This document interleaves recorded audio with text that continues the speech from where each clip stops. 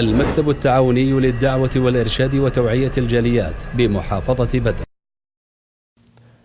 এই কবর যেটি হলো আখিরাতের প্রথম বাসস্থান, যে বাসস্থানে আমাদের সকলকেই তথা মানুষ বলতেই সকলকেই এই বাসস্থানের অধিবাসী হতেই হবে। এই কবর যারা অধিবাসী এদের আমলনামা সম্পূর্ণ বন্ধ, কারণ পৃথিবী থেকে চলে আসছে, পৃথিবী হলো আমলের জায়গা, আর কবর পরকালের বাসস্থান, যেহেতু প্রথম বাসস্থান, এটা হল হিসাবের জায়গা। এই কবরবাসী আমাদের কাছে তারা মুখাফিক্ষি হলো দুয়ার, যার জন্য রাসূল সাল্লাল্লাহু আলাইহি সাল্লাম কবর জিয়ারা করা শরীয়ত সম্মত করেছেন তাদের জন্য দোয়া করার জন্য।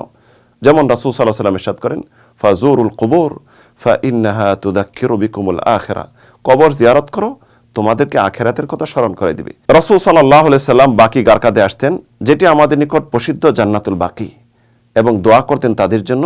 যেই দোয়া আমাদেরকে রাসূল শিক্ষা দিয়েছেন কবর জিয়ারতের, সেটি হলো আসসালামু আলাইকুম আহলাদ দিয়ার মিনাল মুমিনিন ওয়াল মুসলিমিন ইন্না ইনশাআল্লাহু বিকুম লাহিকুন নাসআলুল্লাহ লানা ওয়া লাকুমুল আফিয়া। অথবা এই দোয়া আমরা করতে পারি, আসসালামু আলাইকুম ইয়া আহলাল কুবুর ইয়াগফিরুল্লাহ লানা ওয়া লাকুম ওয়া আনতুম সালাফুনা ওয়া নাহনু বিল আসর।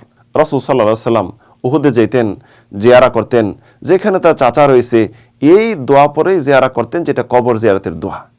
কবর জিয়ারা করতে যেয়ে এখানে কোরআন তেলাওয়াত, সূরা ফাতিহা, সূরা ইখলাস অথবা দরুদ, এটি রাসূল কখনো শিক্ষা দেননি, কখনো পড়েননি। যদি আমরা এটুকু পড়ি তাহলে আমরা বেদাত করলাম এবং হতে পারে কবরবাসীর শাস্তি আরও বাড়িয়ে দিয়ে চলে আসলাম। তো একজন মুসলিম হিসাবে আমরা এই কবর যখন জিয়ারা করব, তখন সকলের উচিত রাসূল সাল্লাল্লাহু আলাইহি সাল্লামের সুন্নতের পাবন্দী হয়ে সুন্নতের অনুসরণ করা।